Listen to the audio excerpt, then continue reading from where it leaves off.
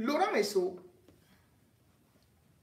garde des Sceaux, fait toujours des sauts beaucoup plus hauts, convaincu que il est peut-être un ministre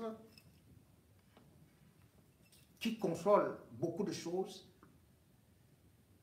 parce que surnommé au cœur du pays,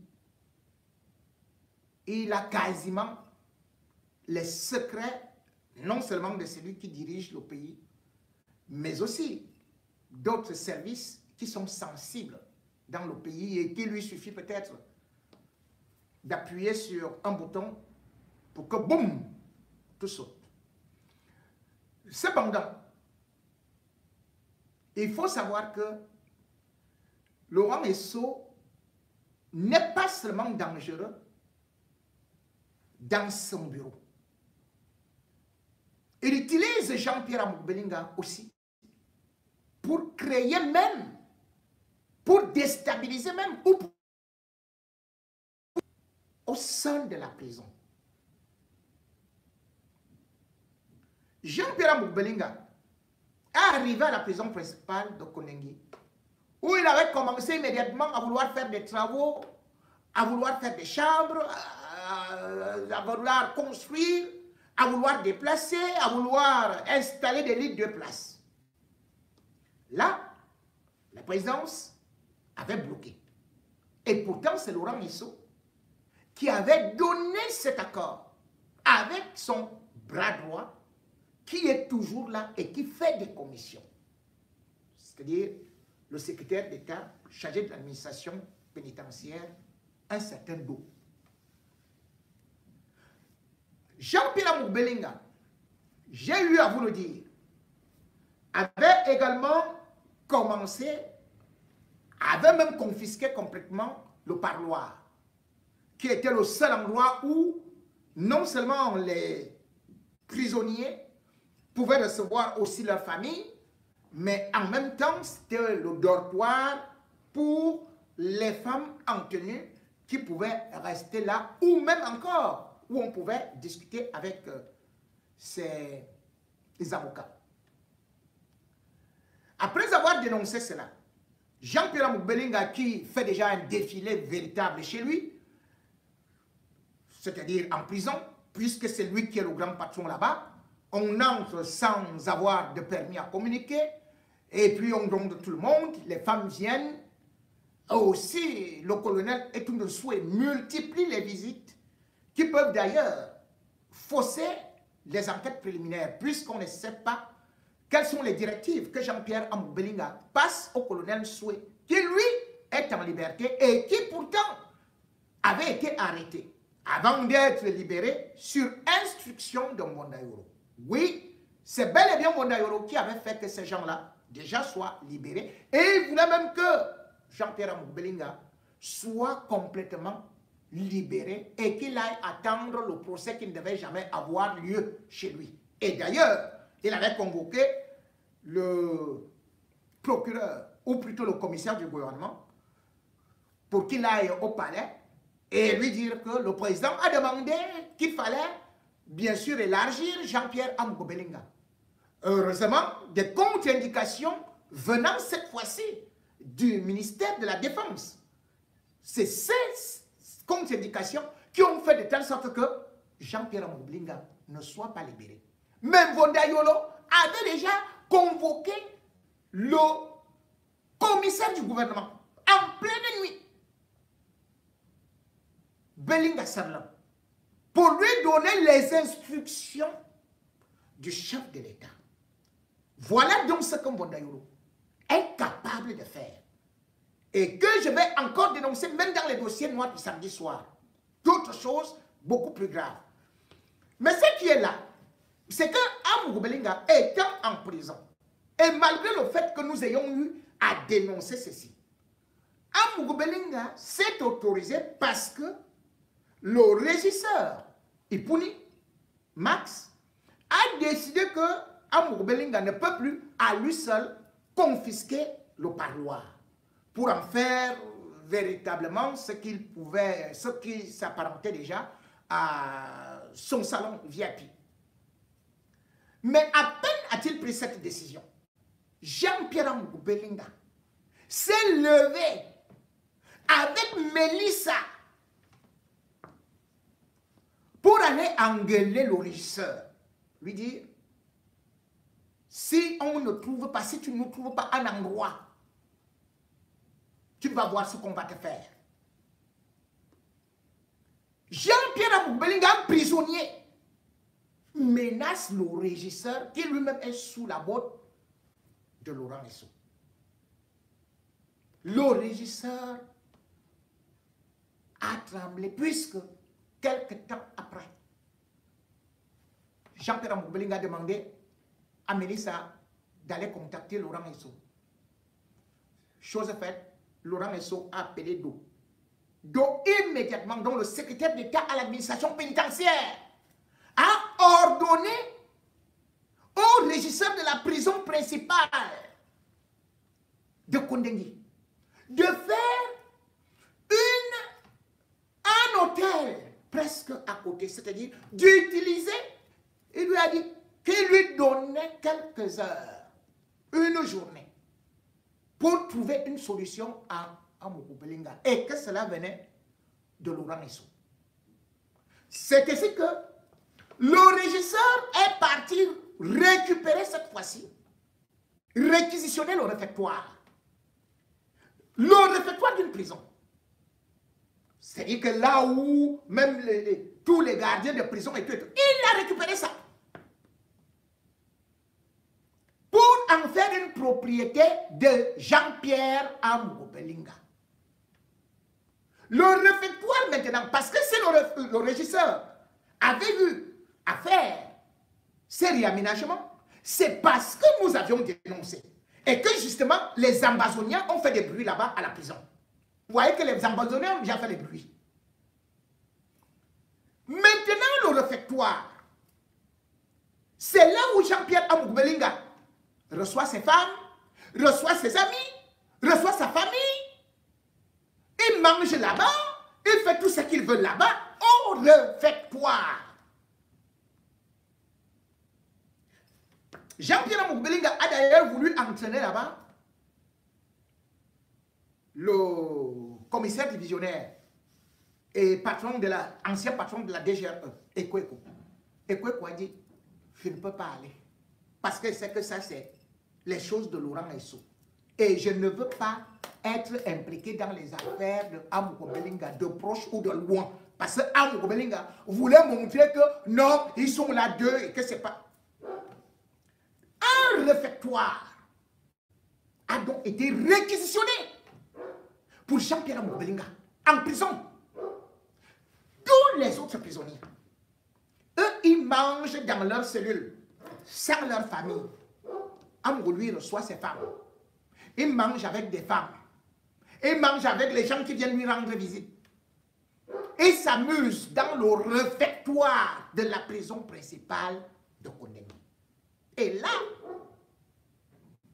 les Ambazoniens et même les gardiens de prison ont dit que eux-mêmes, ils vont entrer aussi dans la fête.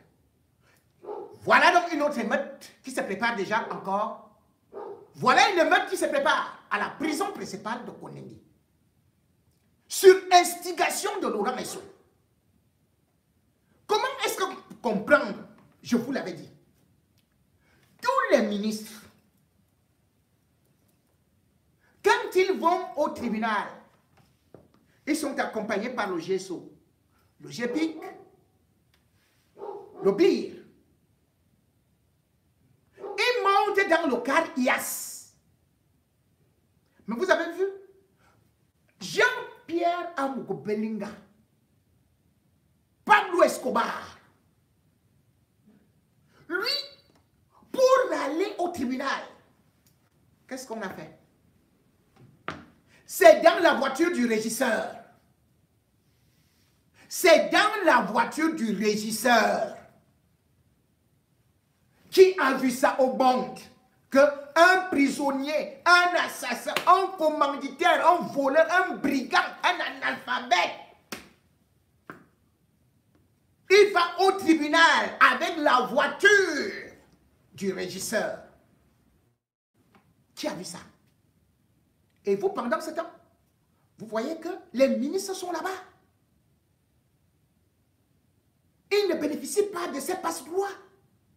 Belinga, non seulement comme je vous le disais, il y a que même quand il arrive à la cour d'appel, le bon monsieur prend l'ascenseur des présidents de cour. C'est là où il monte pour aller s'installer. Et comme ils annoncent qu'ils veulent le faire, que Laurent Essoba va demander qu'on le libère, le 13 là. Allez là-bas. Allez tous à la cour d'appel. Chez le juge Schlick. Le 13 avril 2023. Descendez-vous tous là-bas à partir de 7 heures. Vous voyez alors Amouk Belinga. Comment vous voulez que un prisonnier, on n'a jamais vu Amouk Belinga, même la photo depuis qu'il est là-bas, on le protège. Comment on peut protéger un criminel? On nous a montré tous les ministres. Comment ils allaient dans des cars, comment ils descendaient des camions, les cadres et tout et tout. Moi-même, j'étais dans un camion quand on m'amenait à Kondengi. Quand on m'extrait de Kondengi pour aller au tribunal. J'avais de grosses chaînes comme ça. Je n'avais tué personne. On me filmait. Il fallait que je saute sur le camion. Avec les menottes, hein, je saute. Tout le monde me filmait. Même, je n'avais tué personne. Mais Jean-Pierre Belinga, lui, on ne le filme pas. Pendant ce temps, vous vous rendez compte, on a filmé, ce n'est pas seulement moi, Jean-Pierre Belinga, dont les avocats se plaignent aujourd'hui. Eux-mêmes, ils filmaient Obama.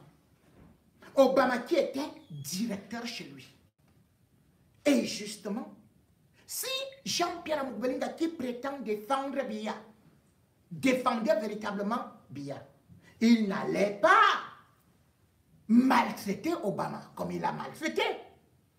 Puisque quand il fait arrêter Obama, nous sommes le 18 juin 2020, par la gendarmerie, il utilise encore les moyens de l'État. Le procureur lui-même, Tamak, était là pour accompagner cette forfaiture. Qu'est-ce qu'il avait dit? Haute trahison. Haute trahison dans un pays, c'est une accusation, une infraction qui est uniquement dans la Constitution et concerne le chef de l'État et les ministres. C'est Paul Biya qui peut vous accuser de haute trahison. Ou bien certains ministres. Amouk Belinga a été membre du gouvernement quand même. Comment il a pu accuser Obama de haute trahison? Pourquoi? Parce que ça entre dans la même lignée de son comportement avec Laurent Essoba.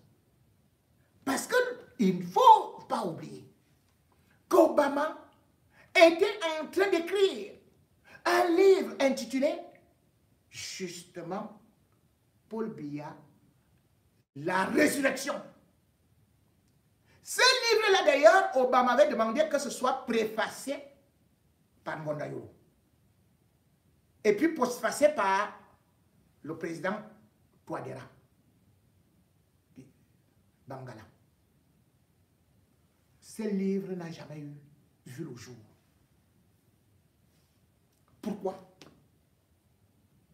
Parce que Jean-Pierre Amouk Belinga n'était pas dans cette logique-là et se cachait derrière Biya pour faire toutes ces choses qu'il a eu à monter. Et il n'était pas content du fait que, à une certaine période, regardez aujourd'hui, ce qui se passe, c'est que Obama, justement, est parti interviewer aussi Samuel Eto'o, vous vous souvenez? C'était à une semaine de l'élection présidentielle. Il avait tendu le micro à Samuel Eto'o. Samuel Eto'o qui avait dit justement qu'il fallait aller voter pour le Biya. Qu'il allait voter pour le Biya. Comment donc comprendre que lorsque vous voyez dans la lutte qu'ils font aujourd'hui, qui soit au coude à coude. Parce que, effectivement, Obama, quand il travaillait avec Jean-Pierre Amogo Belinga, avait aussi vu beaucoup d'autres choses. Non seulement au niveau de la République centrafricaine, mais aussi les discussions, mais avec beaucoup de secrets. Et subitement, Obama s'est retrouvé avec des gens un peu proches du palais, y compris même Bondayolo, avant que Bondayolo lui-même ne soit aussi détourné. Si on parle donc de haute trahison, c'est parce que Jean-Pierre Amogo Belinga avait déjà ses projets. Et il disait qu'Obama est parti le trahir auprès de certains membres du gouvernement. Et qu'Obama écrivait un livre pour Paul Biya. En prison. Amogo Belinga lui vit donc comme un chef d'État. Il doit bénéficier d'un espace, d'un traitement particulier parce qu'il y a son complice, son amant, Laurent Esso. Jean-Pierre Amogo Belinga est dans l'optique de faire le chantage à tout un régime, soit disant que c'est lui qui détient certains secrets et parce qu'il a enregistré tout le monde. Aujourd'hui, tous les membres du gouvernement sont en train de trembler à cause de Jean-Pierre Amogo Belinga. Mais moi, je vous dis, ne fuyez pas. Allez au palais de justice, à la cour d'appel. Le 13 avril, ça gâte. Qu'on libère un peu Jean-Pierre Amogo Belinga. Combien de gens a-t-il mis en prison? Et qui sont encore là-bas? Combien de sociétés a-t-il ruiné? N'y a-t-il pas solo Jean-William qui se trouve en prison à cause des gens comme Jean-Pierre Amogo Belinga qui sont partis? Tout ravager, piller les caisses de Camwater. N'y a-t-il pas son propre employeur qui est là-bas?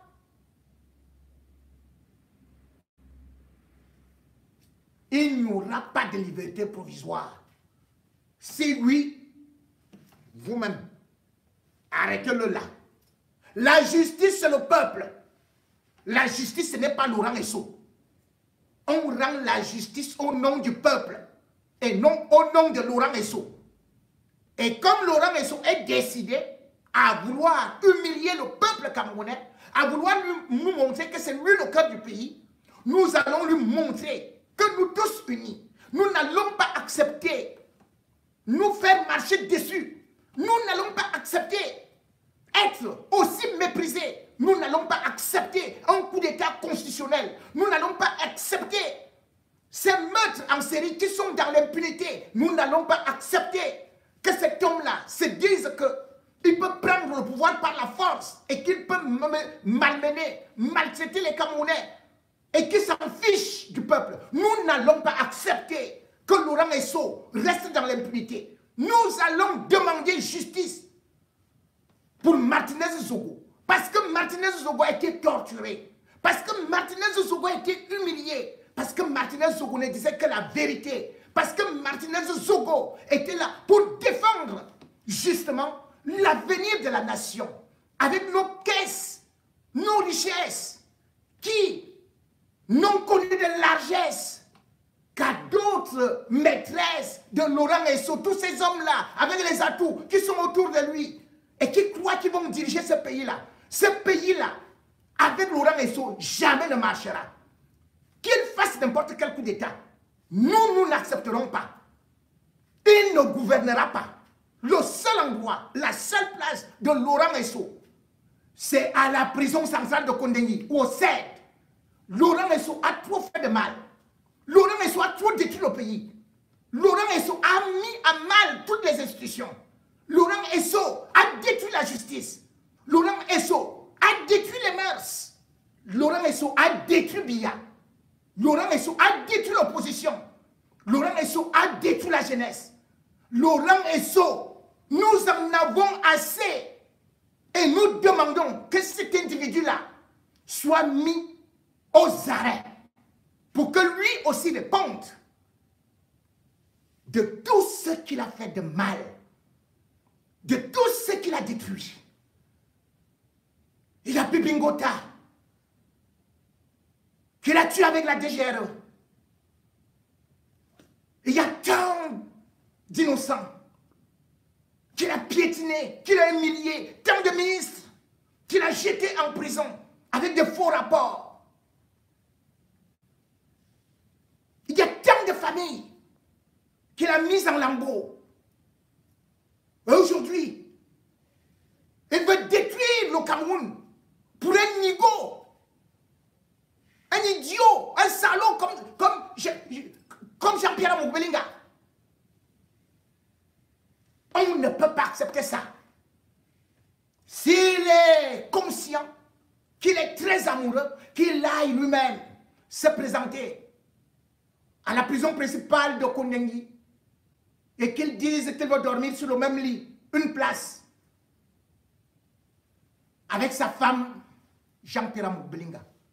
Quant à nous, nous n'allons pas lâcher et nous n'allons pas accepter, pas comme on vient de faire là à Douala, qu'on nous dise que non, ceci, cela, laissez ça. Non, le peuple camerounais a été longtemps martyrisé, a été longtemps piétiné, a été longtemps rabaissé, rudoyé. Le peuple camerounais a été chosifié.